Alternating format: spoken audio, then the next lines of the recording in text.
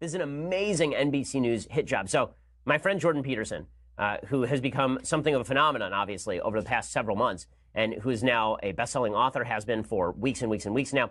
NBC News on 60 Minutes did an absolute hit job on Jordan Peterson. They apparently did a 90-minute interview with Jordan. Jordan is not only not alt-right, Jordan has forcibly condemned the alt-right in no uncertain terms over and over and over. So what happened? NBC News labeled him an alt-right intellectual. And here's what it looked like. It's just an insane thing. He takes direct aim at the far left and its effects on young men, whom he says have been hurt by a society that overvalues political correctness and pushes them away from traditional male roles. His new self-help book, 12 Rules for Life, is already a bestseller. Hundreds of thousands subscribe to his online lectures. His speeches regularly attract protests. I'm not arguing about your rights. And his new speaking tour is selling out. Feels like a movement, and I'm excited to be a part of it. I think he's dangerous because of the sorts of people that he enables. Journalist John Semley has criticized Peterson. Is there an ideological similarity between Jordan Peterson and Donald Trump and his followers? I would say fundamentally, yes. They both believe in this basic split of winners and losers, of hierarchies being natural.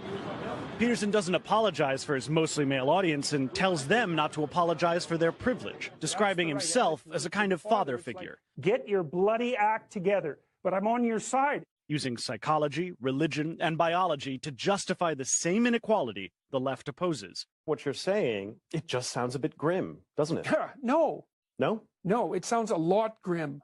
Okay, that's just, what in the world? So, I mean, we have a full hour interview coming out with Jordan in the very near future, okay? I speak with Jordan on a regular basis. This is the most ridiculous take on Jordan Peterson I have ever seen. He's using religion to justify inequality. In what world what are you even talking about?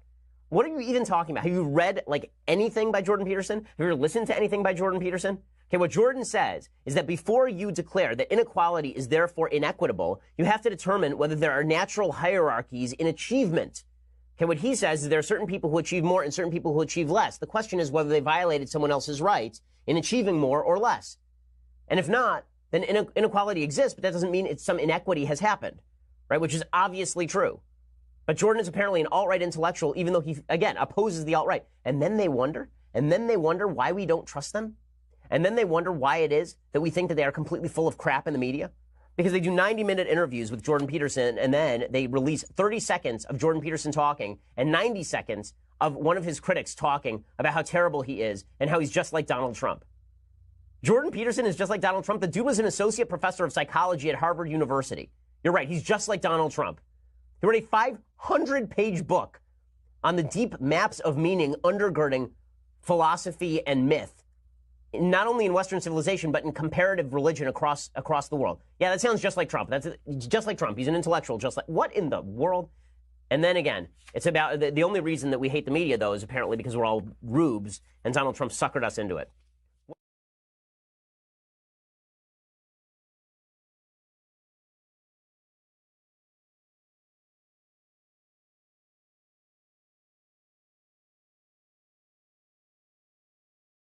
I know you guys pretty well at this point, and this crew of people that we're sort of in.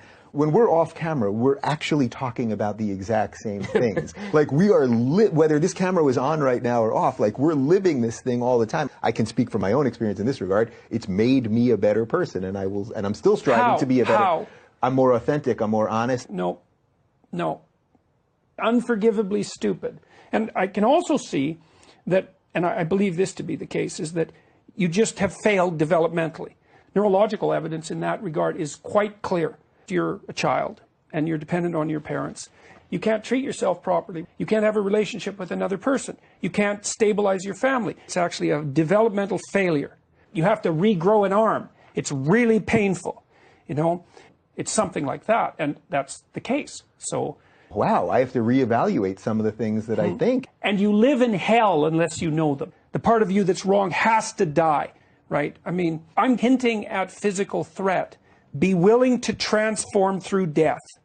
You're not going to beat me just because you happen to be gay or whatever else it is. Well, I don't know who you're talking to, but it isn't me. It's like, well, I'm not losing. How's that? Legit. Yeah.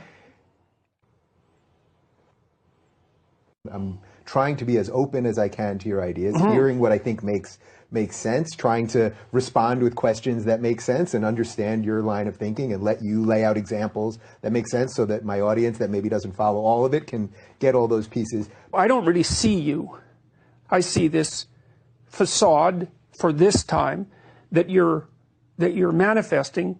I don't know what to make of it. I don't know. Sometimes I think this morning I woke up early in the morning and I thought, you're just not in a good place. You deal with really serious issues.